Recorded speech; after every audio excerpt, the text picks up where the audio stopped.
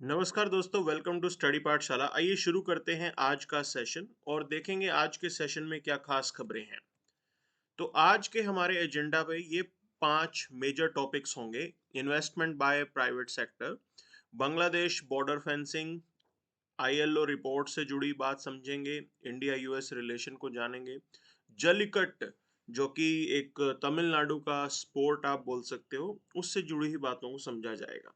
आइए शुरू करते हैं आज का सेशन। तो फ्रंट पेज को अगर आप देखेंगे तो फ्रंट पेज पे जो मेजर खबर है that is related to this: poor demand hits investment by private sector. Okay, so एक चीज आपको समझनी है। देखिए, हमारी इकोनॉमी में हम चाहते हैं कि इकोनॉमी रिवाइव करने लगे, तो उसके लिए पब्लिक सेक्टर और प्राइवेट सेक्टर दोनों का ही इन्वेस्टमेंट जरूरी होता है।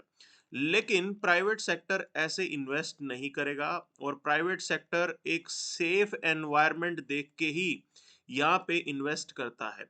और यहाँ मैं आपको बता दूं, पिछले कुछ सालों के अंदर जो सीक्वेंस ऑफ इवेंट्स रहे हैं वो इकोनॉमी के लिए सूटेबल नहीं रहे हैं। तो अगर आप देखेंगे 2017 के अंदर जीएसटी को लागू किया गया जिससे हमारी इकोनॉमी थोड़ी हिट होती है।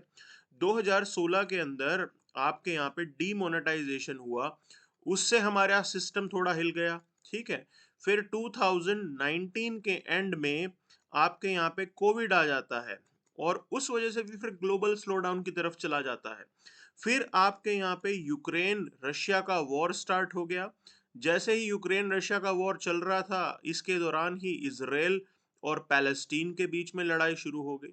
तो ये सीक्वेंस ऑफ इवेंट्स पिछले कुछ सालों के रहे हैं और आप ये मान के चलिए कि इन इवेंट्स के साथ प्रॉब्लम ये है कि ग्लोबल इकोनॉमी पूरे तरीके से डेंटेड है। तो वर्ल्ड ओवर ये ट्रेंड देखा गया है। और जब डेंटेड इकोनॉमी होती है, एनवायरनमेंट अच्छा नहीं होता, तो प्राइवेट सेक्टर जो है वो इन्वेस्टमेंट नहीं करता है। तो वही चीज यहाँ पे देखी जा रही है और बताई जा रही है कि डिमांड क्योंकि नहीं है, इस वजह से प्राइवेट सेक्टर जो है वो यहाँ पे इन्वेस्टमेंट उनका थोड़ा घट गया है। This is the key point. अब ऐसे में क्या किया जाना चाहिए? देखिए, हालात सुधारने के लिए नॉर्मली हम एक्सपेक्ट करते हैं कि पब्लिक सेक्टर शुड इन्वेस्ट, सरकार जो है वो अपने लेवल पे इन्वेस्टमेंट को बढ़ाए, क्योंकि आपको इकोनॉमी में मनी को थोड़ा बढ़ाना पड़ेगा, इन्वेस्टमेंट को इंक्रीज करना पड़ेगा, एक साइकिल स्टार्ट करनी पड़ेगी। उसके बाद ही इकोनॉमी जो है अपने आप रिवाइवल के पाथ पे जाती है, बिना उसके जो है चीजें आगे नहीं बढ़ेंगी। तो यहाँ पे अगर आप ये प्रीलिम्स 2023 का सवाल देखेंगे तो ये इन्वेस्टमेंट से जुड़ी हुई चीज है। तो यहाँ पे ये स्टेटमेंट ये कह रही है कि consider the investments in the following assets, how many of the above are considered intangible investment, मतलब जिनके अंदर जिनकी कोई फिजिकल प्रेजेंस ना हो।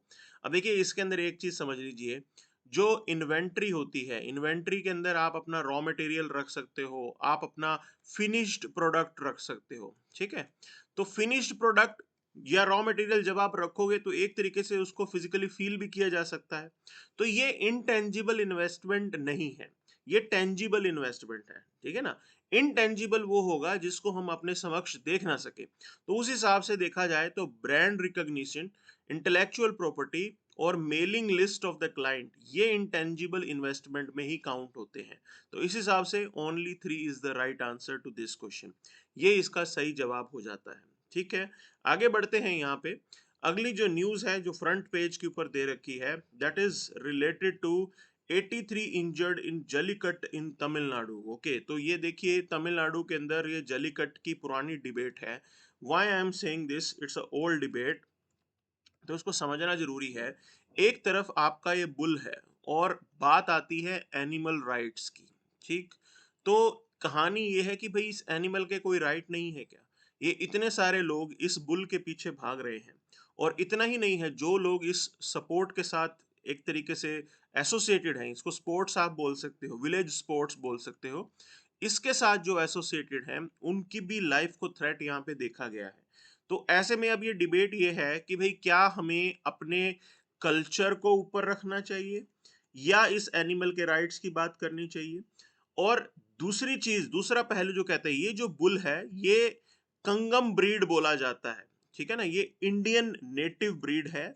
और एक तरीके से अगर आप बात करें कि जलीकट के सेलिब्रेशन के दौरान इस बुल को प्रिजर्व किया जाता है, इसको सेलिब्रेट किया जाता है। ये जो बुल होता है ये फैमिली का एक इंपॉर्टेंट एनिमल होता है, ठीक है? तो उस हिसाब से देखा जाए तो ये चीज जस्टिफाइड है।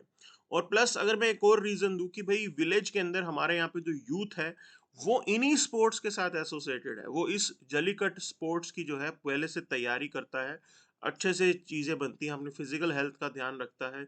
वो सारे हिसाब से अगर आप देखेंगे तो जल्लीकट्ट का सेलिब्रेशन ठीक है। बट ये डिबेट है कि एक तरफ एनिमल राइट्स और दूसरी तरफ बाकी अदर फैक्टर्स।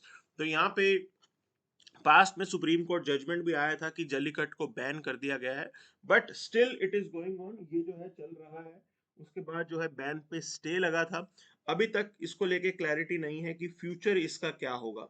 तो ये यहाँ पे जो डिबेट बनती है that is culture versus your constitutional values. एक तरफ हमारा कॉन्स्टिट्यूशन है, उसकी वैल्यूज की बात होती है, दूसरी तरफ हमारे कल्चरल वैल्यूज की बात होती है। दोनों में से क्या चीज सही है, that is something which is being pointed out here. ठीक, उसी की बात यहाँ पे की जा रही है। तो आप आगे देखेंगे यहाँ पे, अब देखिए एडिटोरियल आया है, surge in radical governments a hope for democracy.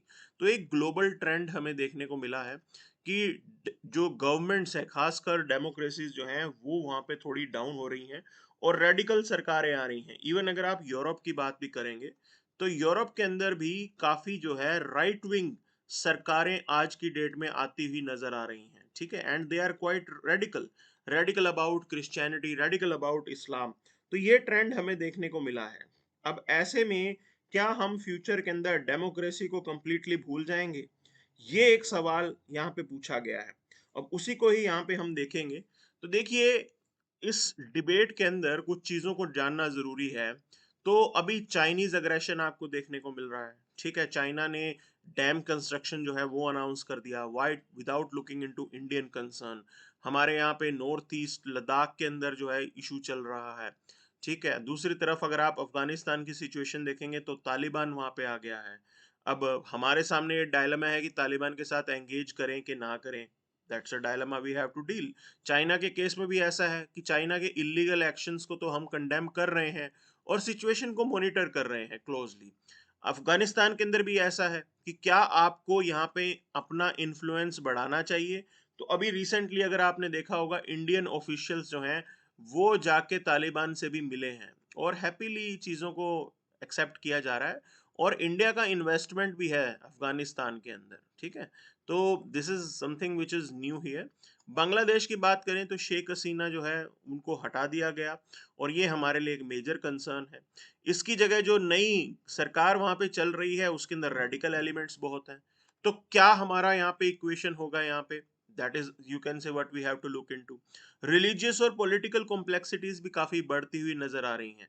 तो एक चीज है कि इस्लामोफोबिया हमने देखा था, खासकर यू कैन से यूरोप के अंदर ये सारी चीजें पॉइंट हो गई थी। देन रेडिकल ग्रुप्स वो भी यहाँ पे पोलराइज हो रहे हैं, सोसाइटी जो है दो भागों में बट रही है। So these are new challenges that we are facing right now and these are not the great science, ये बिल्कुल भी ग्रेट साइंस नहीं है। ग्लोबली गवर्नमेंट्स को इसको लेके थोड़ा सोच विचार करने की जरूरत है and that is something that the whole you can say जो इंटरनेशनल गवर्नेंस बॉडीज हैं, यूनाइटेड नेशन, उनके लेवल पे यहाँ पे विचार विमर्श किया जाना जरूरी है। That is something which is required here. अब आगे चलते हैं। तो अब आईएलओ रिपोर्ट की बात हो रही है, ये इंटरनेशनल माइग्रेंट्स के ऊपर जो है इंटरनेशनल लेबर ऑर्गेनाइजेशन की रिपोर्ट है। तो क्या इसके फाइंडिंग्स है? देखिए ये डेटा आप डायरेक्टली अपने आंसर्स में यूज कर सकते हैं कि 4.7% ऑफ द टोटल वर्कफोर्स जो 2020 में था वो बेसिकली वो माइग्रेंट वर्कफोर्स है, ठीक है? और ये काफी नंबर इंक्रीज होता जा रहा है। अच्छा, स्टेट एम्प्लॉयमेंट स्टेटस मतलब इनका एम्प्लॉयमेंट स्टेटस की बात करें तो 155 मिलियन एम्प्लॉयड है और 12 मिलियन अनएम्प्लॉयड है। अब ये देखो ये एक तरीके से अलार्मिंग है, इतना बड़ा नंबर लोगों का, माइग्रेंट्स का अनएम्प्लॉयड होना तो बड़ी चीज है ये। अगर आप जेंडर की बात करें तो 61% मेल एम्प्लॉयड हैं इनमें से, जो जो इंटरनेशनल माइग्रेंट्स हैं, और 38% फीमेल एम्प्लॉयड हैं यहाँ पे। एज डिस्ट्रीब्यूशन जो प्राइम एज है 75% के अराउंड ये लोग प्राइम एज के हैं, मींस 125 मिलियन जो एज ये बताई जा रही है माइग्रेंट्स की। तो नंबर भी अच्छा खासा है। मतलब इसके हिसाब से अगर हम देखें so they can contribute in the economy, they can be part of workforce, ठीक, अगर आप उनको स्किल प्रोवाइड करेंगे, अगर आप उनको यू कैन से इन्वेस्टमेंट या बाकी असिस्टेंस प्रोवाइड करेंगे, तो एक पॉजिटिव चीज आउटलुक भी उनसे देखी जा सकती है। अब अगर आप बाकी की बात करें, डिस्ट्रीब्यूशन अक्रॉस सेक्टर्स की बात करें, तो सर्विस सेक्टर के अंदर ही मैक्सिमम जो है ये काम कर रहे हैं, तो ये डोमिनेंट शेयर है यहाँ पे। ओके, एग्रीकल्चर में बहुत कम माइग्रेंट्स जाते हैं, इंडस्ट्रियल उसमें वर्कर्स में 24% माइग्रेंट्स हैं यहाँ पे, but majorly they are there in the service sector. और प्राइमरीली अगर आप देखोगे तो ये डेवलप्ड नेशंस में ही ज्यादा तक जा रहे हैं, ठीक है ना। डेवलपिंग नेशंस में माइग्रेंट्स थोड़े कम ही होंगे, तो बेटर स्टैंडर्ड ऑफ लिविंग तो वहीं पे ही है, तो ये ज्यादा ट्रेंड देखा गया है। नॉर्थ अमेरिका, यूरोप, काफी लोग उधर जा रहे हैं, अरब स्टेट्स में जा रहे हैं। सो मेजर जो अट्रैक्टिवनेस है दैट इज हाई इनकम, और हाई इनकम कंट्रीज में ही ये जाएंगे। So these are some of the facts related to the international migrants that are there. अब आगे देखिए यहाँ पे, तो ये 2018 का एक सवाल है जो इंटरनेशनल लेबर ऑर्गेनाइजेशन कन्वेंशन 138182 से रिलेटेड है। तो कभी कभी ऐसा पूछ लेते हैं, तो बेसिकली दिस कन्वेंशन नंबर, ये 138182, they were related to the child labour. ठीक, तो ये चाइल्ड लेबर से रिलेट करता है। और 138 बताता है admission of age to employment, और 182 worst form of child labours को बताता है कि वो चीजें बैन है। तो ये कोर पॉइंट्स आपको यहाँ पे याद रखने हैं, ठीक है। और इसके अलावा जो आईएलओ के कन्वेंशंस हैं, so force labour convention number 29, abolition of force labour convention 105, equal remuneration convention 100, minimum age convention 138, और वो उससे रिलेटेड है। तो ये एक बार आप देख लेना, यहाँ पे एक बार आप इसे पढ़ लेना। तो कभी कभी ऐसा क्वेश्चन पूछ लेते हैं ये। अब आगे चलते हैं, इंडिया यूएस रिलेशन की बात हो रही है, तो मोदी ट्रम्प क्या मिलेंगे, ये चीज अब देखा जाएगा यहाँ पे, ठीक है। और हमारे यहाँ पे हमारे फॉरेन अफेयर्स मिनिस्टर वो यूएस प्रेसिडेंट डोनाल्ड ट्रंप के इनॉग्रेशन को अटेंड कर रहे हैं यहाँ पे। अब इनके ट्रंप के आने से इंटरनेशनल कॉन्सिक्वेंसेस तो अलग होंगे ही होंगे। अब ये हमारे लिए एक चैलेंज भी हो सकता है और अपॉर्चुनिटी भी हो सकती है। सो यूएस का मेजर फोकस होगा नेशनल इंटरेस्ट, क्योंकि उनका एक नारा है, मेक अमेरिका ग्रेट अगेन। ठीक, तो that is something that he will watch for. इसी को लेके जो है वो अपने काम पे रहेंगे आगे। एंड अगर आप यूएस और इंडिया की बात करें, तो दी दोनों लीडर्स के मिलने के चांसेस हैं आने वाले टाइम के अंदर। और दूसरी चीज, क्वाड समिट में भी हमारी मुलाकात होगी, और ट्रंप का एक एजेंडा होगा, he wants to revive Quad. Okay, क्योंकि उनका एक फोकस था कि चाइना को काउंटर करना है, तो चाइना को काउंटर करने वाली चीज अभी भी होगी। लेकिन एक मेजर शिफ्ट देखा गया है यहाँ पे, वो मेजर शिफ्ट क्या है। सो अब आज की डेट में डोनाल्ड ट्रंप चाइना के अगेंस्ट इतना नहीं बोल रहे हैं, और उन्होंने जी जिनपिंग को इनॉग्रेशन में आने का इनविटेशन भी दिया, और एक तरीके से पॉजिटिव कन्वर्सेशन था दोनों के बीच में। तो ये this can be the new change, ये नई चेंज हो सकती है। अब इसका क्या इम्पैक्ट इंडियन इंटरेस्ट पे होगा, that is something that we have to watch.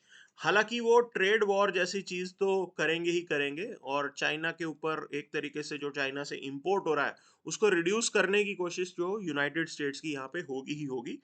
That is something which is predictable, वो बिल्कुल प्रिडिक्टेबल है। अब दूसरी चीज आप बताइए, यहाँ पे डोमेस्टिक पॉलिसीज पे इंडिया का क्या कंसर्न है, देखिए।